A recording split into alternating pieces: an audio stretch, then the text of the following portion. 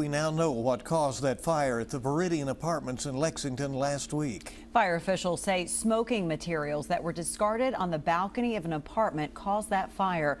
More than 50 people lost their homes. WKYT's Jeremy Tom sat down with one of the tenants dealing with the aftermath. It is our top story at 11.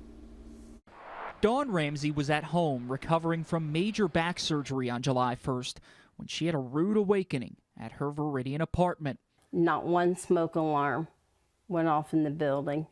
Had people that went around and banged on the doors, we would have not even known it was on fire. Ramsey grabbed her dog Coco, some essentials, and rushed out. Officials say the large fire all started from discarded smoking materials, and now her apartment is one of 18 condemned by the city.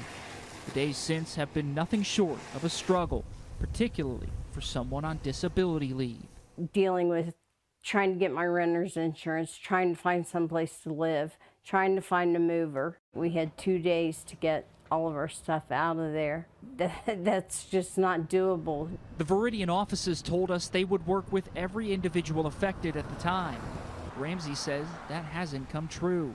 They haven't done anything to help us. They told us to call churches. She had been saving up to move to Cynthiana and find a home to rent.